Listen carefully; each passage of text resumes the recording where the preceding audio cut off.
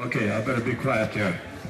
Okay, with that, our panelists are all up here, so I'm going to turn this over and... Oh, they're still on the way?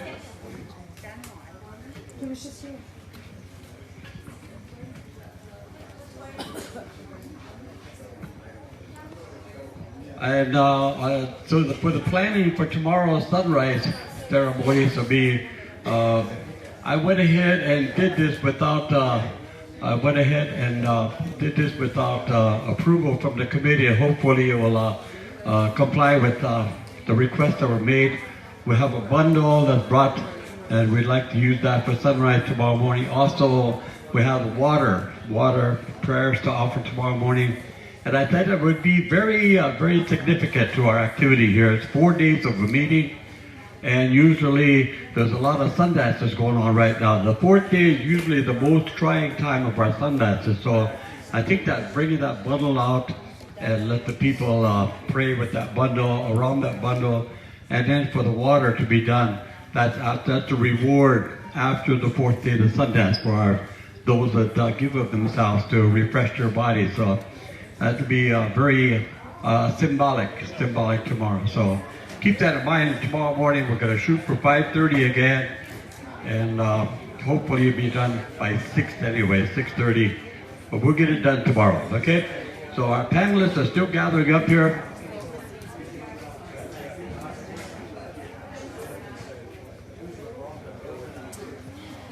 In the meantime, some of you will have to stand up and go ahead and let it fluff out a little bit again. Go ahead and stand up and stretch out a little bit until all the panel gets up here, okay? Stretch out. Oh, one arm, the other arm. Okay, you can also shake hands with your neighbor on your left side. Shake hands with your neighbor on their left side and smile at each other. Look at their face. Then on the other side, on your right side, shake hands with your neighbor on the right side. Take a good look at their face. All right. There's a study out by National Geographic that says 1/3 of all the people in the world are really ugly. So see which one you are, okay? But to me, you're all beautiful. You're all beautiful. And Phil Tuigo wants to know if there's any Vista workers here today. There's a story that goes with that. Maybe he'll tell it later on. All right, Mitch, hold that flag open. They want to get her. There we go. These are our new people, the new generation. Techa Oyate is how we say that. Techa Oyate, the new people. Techa Oyate. Or if you want to say generation, we say we choice Techa, the new generation. And as all things go in our life, it goes from one generation to the next. So it's really going to be interesting to listen to our youth today.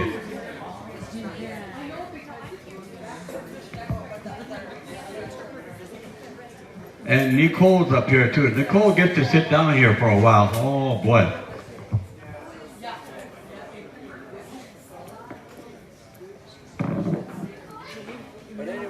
But anyway, if somebody's missing the earring, please, we got them up here. Check your ears, some of you girls with that cell phone to your ear. Take your phone down and look, your earring might be gone. I have it up here. Okay? This would be the open mic. Off on button on there. Okay, lift it up. Let's go.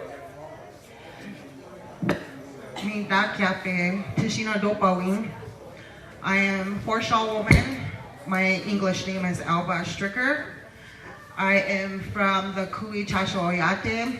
I am also a part of the Cheyenne River Sioux Mini Koju, the Ihangtawa Yankton Sioux tribe, and the Ogalala from my parents and my grandparents.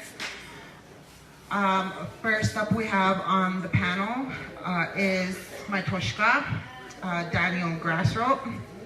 He is Lakota from the Kui Chasho Oyate of the Chekia Sakowin, co-founder of the IYC 7th generation.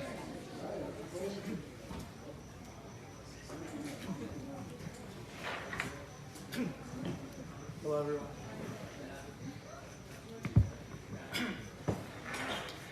Hello everyone, I'm glad to see you all here. Thank you for coming. My name is Daniel Grassrope. My father is from the Oyate, he's Sicangu Lakota, the Tituan, the Oceti Sakowin. My mother is Hakpapa. My mother is Hakpapa. She's Tituan of the Oceti Sakowin. I come from the Oyate. Crazy Horse once said, "Upon suffering, beyond suffering, the Red Nation shall rise again, and it shall be a blessing for a sick world. A world filled with broken promises, selfishness, and separations. A world longing for light again. I see a time of the 7th generations when all the colors of mankind will gather under the sacred tree of life, and the whole earth will become one circle again.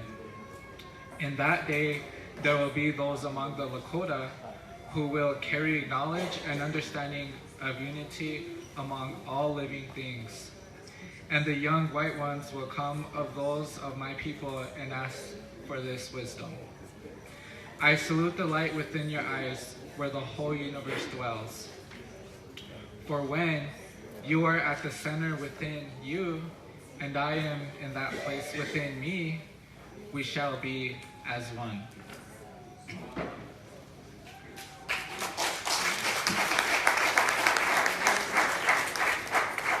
With that, I like to say that a lot of older generations before me and our mentors, some of my mentors today, announced that we are living in that 7th generation today. That a lot of young people will become leaders and help the older generations become one. And with that, to my understanding, when he said that, talked about the tree, I believe that's the earth we're living on. That's a part of it. That includes every living organism here, every living thing. As Indigenous people, we know that everything has a spirit, and we know that as that spirit. I like to bring up a thing that's been happening. I don't know how to word this, but when we go to gatherings or when we mention things, there's only 2 people that we really call upon, and that's the elders and the youth. And a lot of people bring up the concern about the youth, learning about the youth needing these teachings. But I see a problem in our generation today that there's no more mentors, there's parents that are lost, that don't teach their kids or us. We're not with them anymore. We're with our grandparents. So when our grandparents go to these things, you know, they always have their takojas, their grandchild. They want to break away from them. They want to take a break. And with that, we kind of tend to forget the younger generation. And it's the elders with knowledge, but they're so focused on taking care of us that they lose motivation to bring them with us, and they want to get that break too. They want to take that break from us. So what's happening now is I feel that there's no bridge between the elders and the youth because of that. There's no call upon mentors or the older generation from the youth or the younger generation from the elders. Where are those people at? Do we even have one? We always mention the elders and the youth. Well, where's the youth parents? You know, where are the parents at? Where's that generation? Where do they fall upon? So with the youth, I believe that we need more mentors.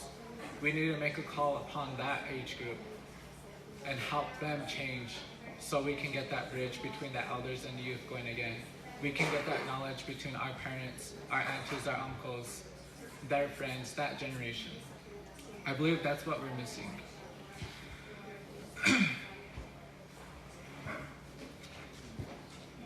So, talking about that, I believe that we have to be open-minded, open-hearted, and we have to be inviting back to the circle.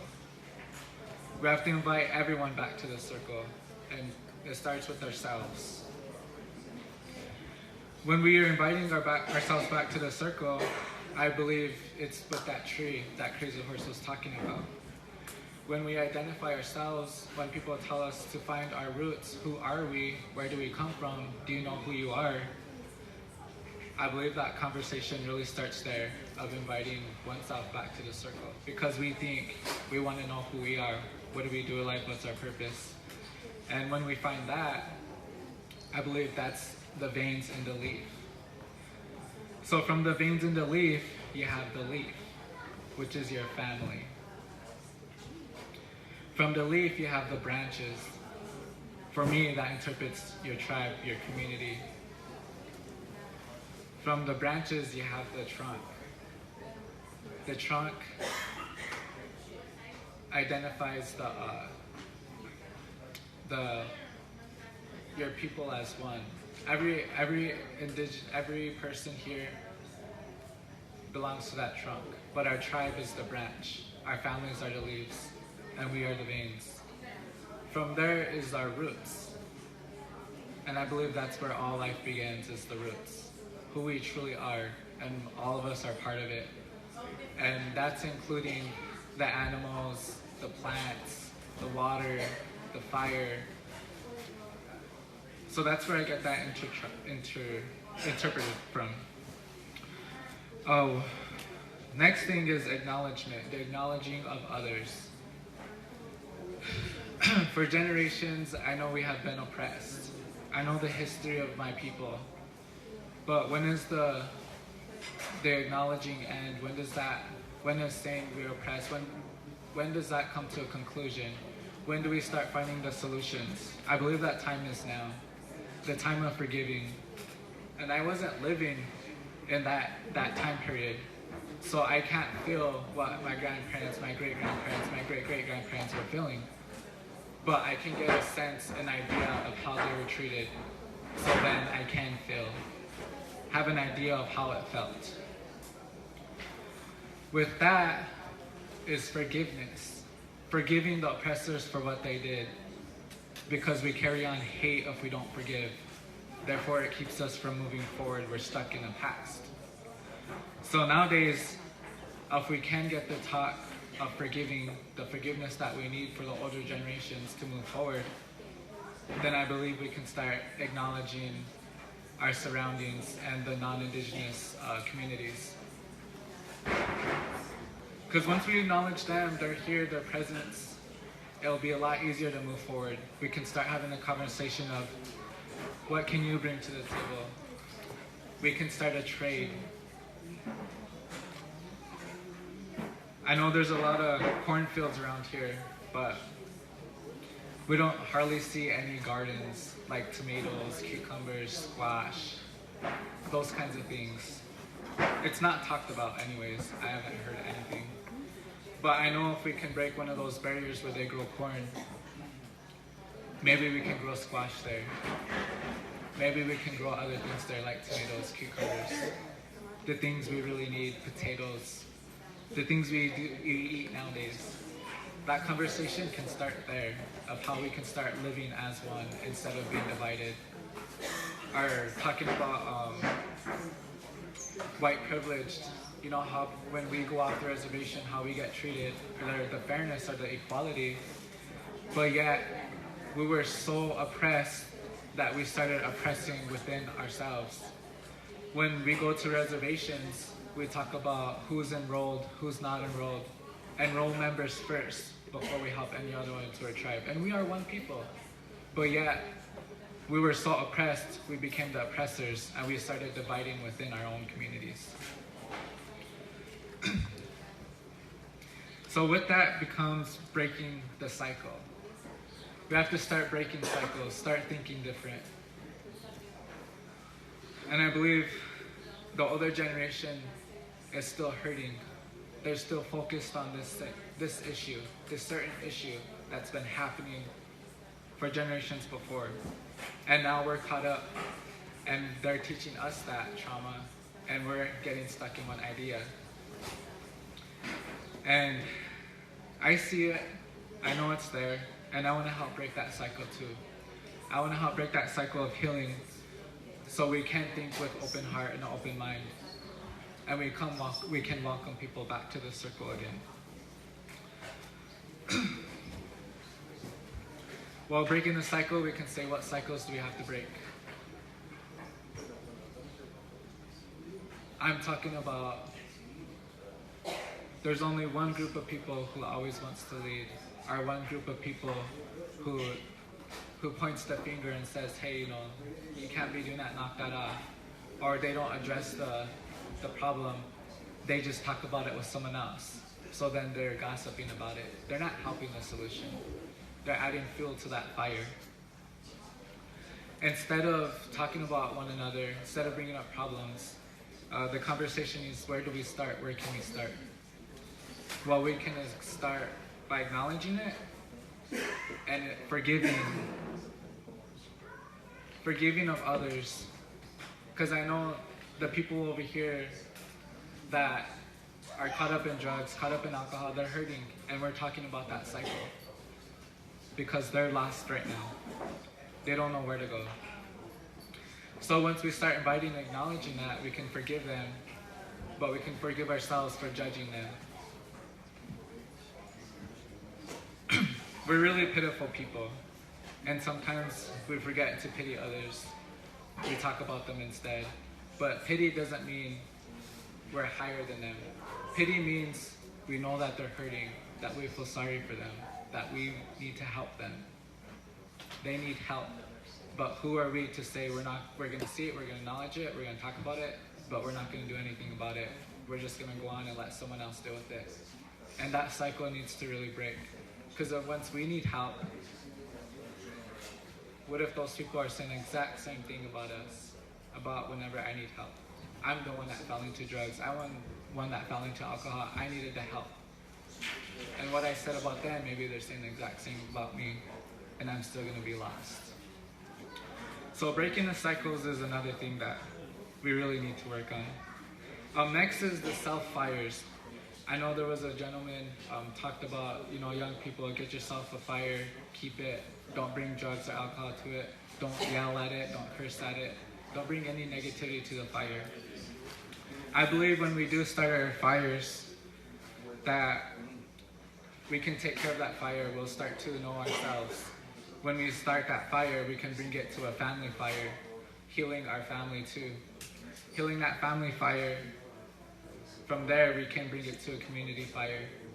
From that community fire, our community will heal, as we are healing with our families and our personal self. From the community, we can relight the 7 council fires, the Sicangu fire, the Tituan fire.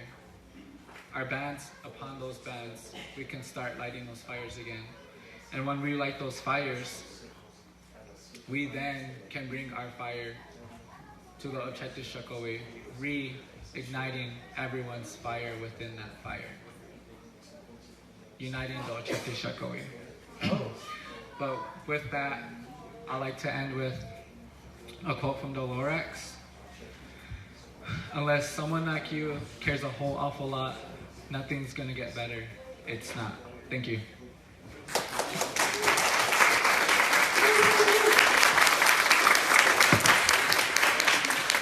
Okay, next we got up on a panel. We have Yamika Hernandez from the Kuna. Update on the work of the Kuna youth movement in Panama.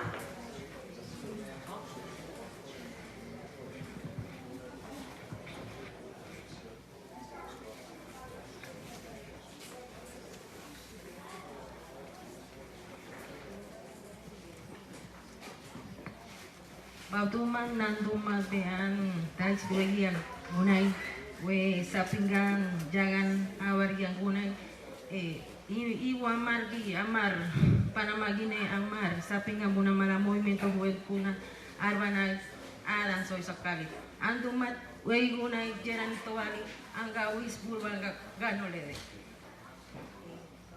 Buenos días, le estoy dando gracias a nuestro creador y a nuestra creadora y dándole gracias también por permitirme estar aquí con mis hermanos y hermanas jóvenes y voy a darles unos pequeños datos de lo que mi organización, Movimiento Juventud Kuna, está trabajando en Panamá. So good morning, and I just wanted to say that what I said in my language is to give thanks to the Creator that allowed me to be here, and I'm grateful to be here with the other youth, and I'm going to share some information about what the Kuna youth movement is doing in Panama. El movimiento Juventud Kuna fue fundado el 2 de marzo de 1972, teniendo actualmente 46 años de fundación, y está luchando por los derechos y el reconocimiento de nuestro pueblo indígena, de nuestro pueblo Kuna. Esta organización tiene como lema: en defensa de la vida, la juventud y la tierra. The Kuna Youth Movement was founded on the 2nd of March 1972.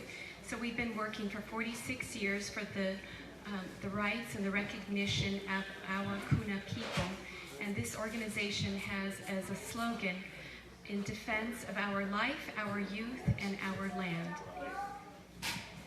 En 1974, el movimiento forma parte de la CITI, el Consejo Internacional de Tratados Indios, para conocer de los problemas que enfrentan otros pueblos indígenas, donde nuestros jóvenes fueron partícipes de la adopción junto con la CITI, vieron también sobre lo de la Declaración de las Naciones Unidas. So in 1974, the Kuna Youth Movement became involved with IITC, the International Indian Treaty Council, and this was in order to learn about the problems that other indigenous peoples were facing around the world. And then our youth also participated when the Declaration of the United Nations on the Rights of Indigenous Peoples was adopted. We participated with IITC in that adoption of that declaration. En 1989, el MJK pierde sus oficinas a causa de la invasión norteamericana, donde hicieron desaparecer todos nuestros documentos y compañeros de la organización fueron detenidos, pero eso no evitó que nosotros nuevamente nos levantáramos y iniciáramos nuevamente una nueva organización, nuevamente fuerte, y claro está, junto con la alianza con el Congreso General Kuna, nuestros ancianos. So in 1989, we lost our offices because we were invaded by North America, and they destroyed and burned and disappeared many of our files and information that we had, and our companions were detained by the police. And then our organization, we started to get organized again, and we started a new, strong organization where we work in alliance with the Congress, the Kuna Congress of our elders. Algo que sí quiero resaltar como joven, en toda nuestra etapa de organización, siempre a mano de nuestro Congreso de la Cultura o nuestro Congreso General. Nos han orientado desde niños y niñas con sus cantares, sus cuentos, que son en nuestra casa sagrada, que es la casa grande, y ahí a donde nos orientan, y a cada comunidad siempre indicándonos el buen camino y compartir en nuestra lucha siempre por nuestra autonomía Kuna. So something that I want to highlight is the importance of this General Kuna Congress, that throughout every stage of our organization, we've always gone hand in hand with our General Kuna Congress and with the Culture Congress, and they've always guided us, especially as young ones. They've guided us with their songs, with their storytelling, and we've all done this in our sacred house, our big house that we call the Congress in each community. And they've always been telling us the right path to take, and they've always shared with us in our struggle in order to always have our Kuna autonomy. Movimiento Juventud Kuna trabaja con jóvenes de universidades, escuelas en Panamá y también en la comarca Cunayala, con también escuelas, niños, niñas y mujeres. Los temas que siempre trabajamos en la ciudad de Panamá son derechos humanos, soberanía alimentaria, identidad, cultura, salud VIH-Sida y sobre todo trabajos voluntarios. En las comunidades, en la comarca, junto a mano con el Congreso y en las escuelas en Cunayala, son cuentos, danzas, tradiciones, huertos escolares, derecho derechos humanos de pueblos indígenas, trabajo voluntario. Son los temas que nosotros como jóvenes trabajamos y difundimos con los jóvenes en la ciudad y en la comarca. So the Kuna Youth Movement works with youth from the University of Panama. We also work in our Kuna communities in our territory, where we have an intercultural exchange with our brothers and sisters. And also we have the support of the Kuna of the General Kuna Congress and also the Cultural Congress. And in the city of Panama, when we go there, we work with the university students. We work on topics such as human rights, food sovereignty, our cultural identity. We work on things such as of health as HIV, AIDS, and we also do a lot of volunteer work. And in the communities, in our comarca, in the Kuna region, we work in our Kunayala schools where we teach about storytelling, dances, and our traditions. And also at these schools we have orchards where we work there, and we also teach the children about human rights of Indigenous peoples, and we do voluntary work. So we work with children and women, and as youth we are continuing to disseminate all this information within the city and within our Kuna region. En 1925, nuestros jóvenes dieron sus vidas por nuestra autonomía. La mayoría de estos jóvenes se hicieron ancianos y los llamamos abuelos. A ellos se les honra cada 25 de febrero en las comunidades donde fueron ellos los rebeldes, nuestros guerreros rebeldes. So in 1925, at that time they were the youth. They were the ones that gave their lives in order for us to have our Kuna autonomy. So the majority of them are now have become elders. They are our elders, and they are what we call our grandparents. And every 25th of February, the community honors them because they were the rebels. They were the valiant warrior rebels that led us to our autonomy. Siempre bebamos el agua del pozo de los abuelos para seguir avanzando, a los hermanos que acogen y viven la interculturalidad como valor que debe ser defendido a cualquier precio. Busquemos una vida íntegra, humana y comunitaria, como lo cantan mis ancianos, mis dirigentes, que nos han enseñado a nuestros jóvenes Kuna desde que hemos nacido. So may we always drink from the well of our grandparents so that we can continue to progress. And our brothers and sisters who embrace an intercultural mindset as a value to continue to defend that value at any cost. May we continue to do that. And as the elders and leaders of the Kuna youth movement encourage us through their songs, they encourage us to continue to search for a life that's filled with integrity, humanity, and community. Viva los pueblos Kunas, viva mi pueblo Kunayala. Long live the Kuna people, long live the Kunayala.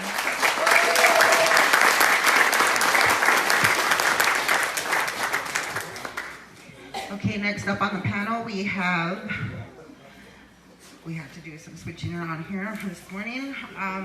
Nicole from the Opata, Outreach Coordinator, IITC, Intergeneration Transmission of Knowledge. Buenas tardes a todos. Good afternoon to everybody.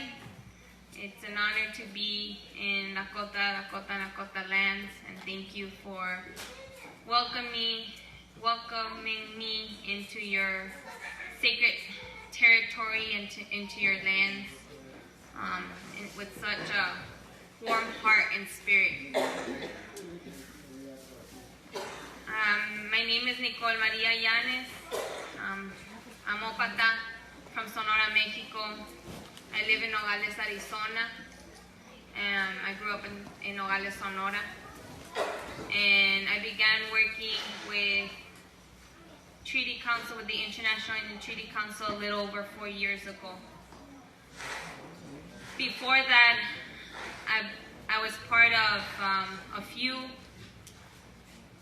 youth movements to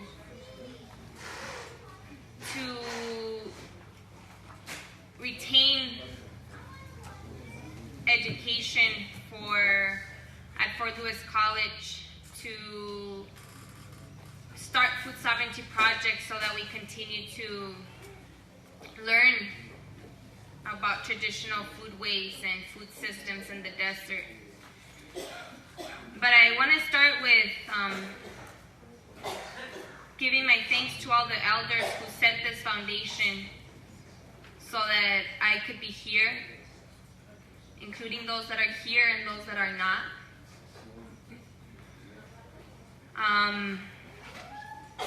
For keeping this organization for so long and this movement alive for so long. I know it's not easy to do this work.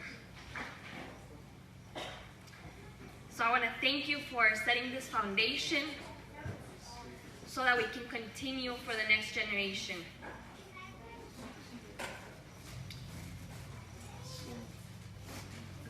The work that you have done to adopt the UN Declaration on the Rights of Indigenous Peoples for 30 years and more, of fasting, of continuing to break doors, it shows.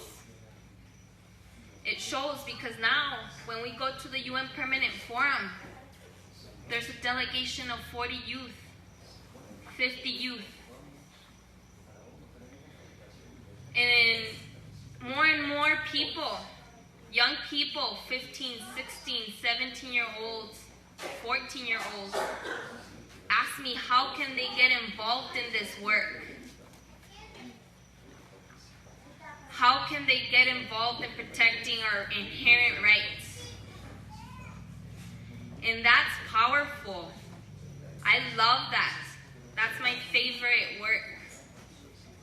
That's my favorite when young people and their parents ask me, hey, how can my kid be involved? They say they want to do the work you do. And we need all the hands on deck. We need everybody.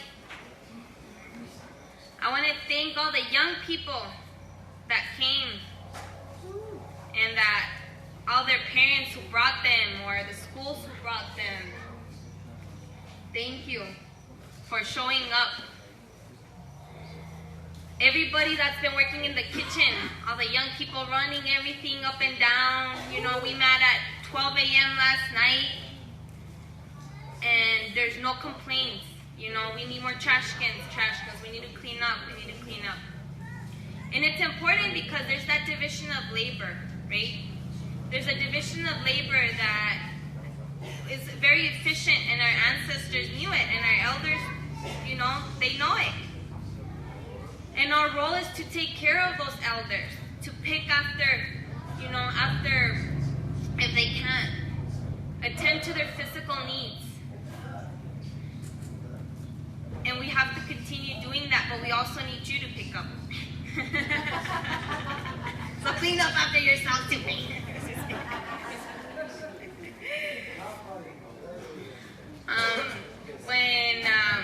When I was 16, I organized a protest in Nogales to keep a school open for all the troublemakers like me that were kicked out at one high school. We went to the alternative one, and they wanted to close it down. So I organized a protest, and we were about 100 of us, and they kept it open. And it's open, and they put more funding in it. And we graduated the largest high school. So they put me as valedictorian, I guess. And I don't tell this story a lot.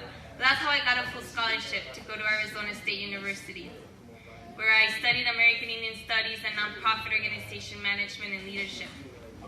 Because when I got involved in the San Francisco Peaks, and I got involved with Buffalo Council, I saw the need of I just saw this like need that wasn't being met, because the nonprofit system and the systems that our movements have to use sometimes, they're within the system, right? And we don't know how to write grants. We don't know how to operate this organization, the administration part. So I wanted to help in that. And with Buffalo Council, that was a youth movement. And we keep hearing youth. It is a priority. Why? Because Alcatraz started by youth. Standing Rock started by youth. The Kuna youth movement started by youth. Within Treaty Council, there was a lot of youth, and I loved hearing the people who were there in 1974, 1977. And then I started a student organization, Light is Life, so that the kids on campus, the native youth on campus could grow food. And so we grew a few seasons, and it went for a few seasons. So with Buffalo Council, the youth did 13 harvests. I helped organize 6 of them. At Fort Lewis College, at Haskell Wetlands Youth Movement. And it's because of the knowledge that our elders have passed. It is because of everybody who stood up and retained those rights and exercised those rights and set that narrative and that foundation so that we know what our rights are. And that's the call I want to put out. We have to continue setting the narrative, the tribal governments, everybody, the traditional governments, the grassroots. We have to set that narrative, whether that be putting in the United Nations, within our constitutions, within our documents, what are our inherent rights, whether that be codifying, for those that believe in codifying airspace jurisdiction, aquifers. Why? Because if we don't exercise that, and if we don't teach our young people what our rights are, we're not going to use them. We're not going to know them. And there's a lot of aquifers that are getting permitted, right? For drilling, for pumping water. And if we don't put that narrative that aquifers are our children's water, that's the last water that our children have left, that's still clean. A lot of them are already contaminated.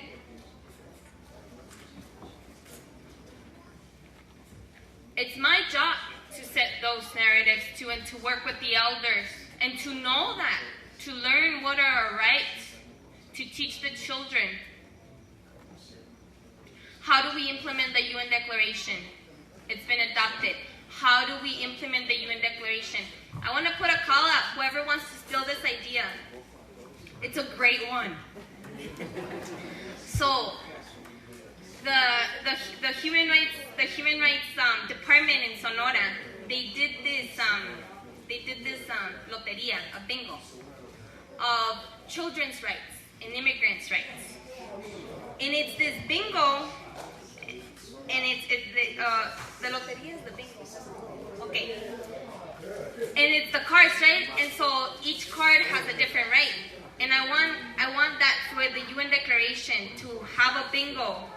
So it's like self-determination, and the kids are self-determination, right? And how do we teach that to our young people when they're 4, when they're 5, when they're 6, when they're 7? So by the time they're 10, by the time they're 15, it's already ingrained in themselves. I really honor the Kuna Congress and General Congress and the Kuna Youth Movement for the autonomy that you have held.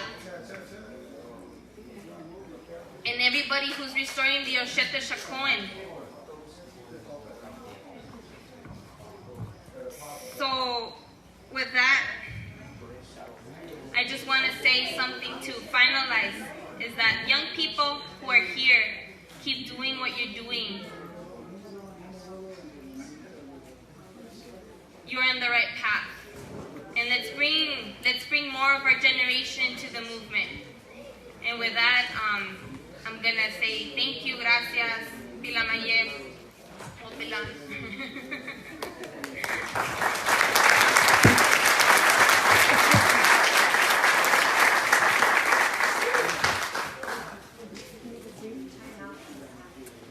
Yeah, all you panelists, with, excuse me, but we'd like to pause until we have a little honoring we'd like to do at this time. Chief Leanord Crow Dog is amongst us again today, and so we're going to come up here, and we have some speakers that'd like to share a few words on behalf of Leanord, and then we have a presentation to make. Then we'll continue with the youth panel here, okay? So we appreciate that very much. Just take a little break here while we do this, and then come right back, okay? Thank you. Nicole. And another one too, we got those runners that are running the great race around the Black Hills. They're supposed to be coming in, so when they come in, we'll have an honoring for them also. So everybody go ahead and stand up and stretch out a little bit here, and we'll get the drum set up, and we'll bring Leanord up front here. 3, 4. 3, 4.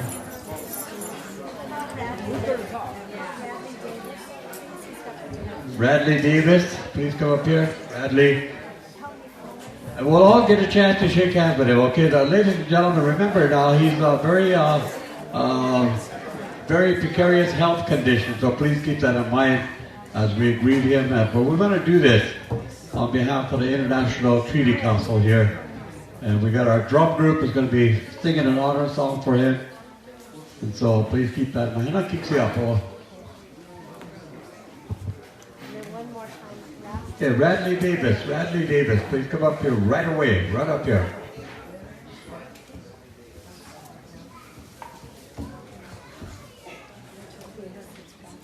Mr. Walker, stand by you, do a little translating here, so. Our visitors, please keep your earphones on, so you'll be, we'll have translation for everything that takes place here, so. Nasty. Oh, you know, you follow. Wicasa, it's such a, you know, you follow.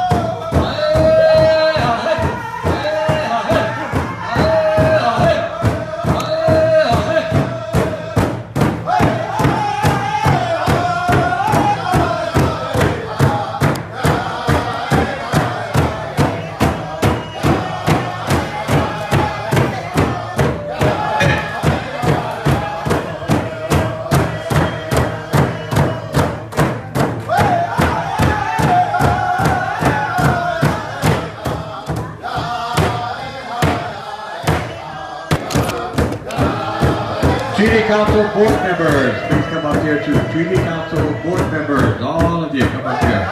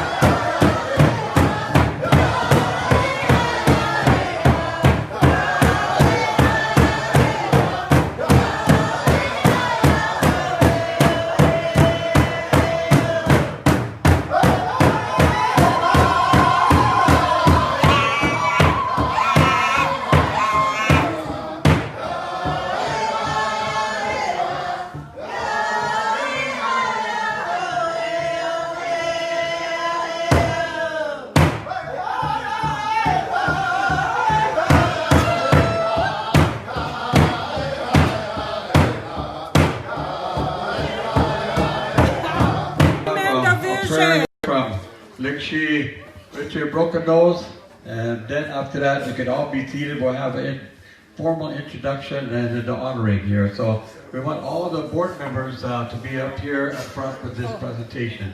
Oyate, next year, we'll take it.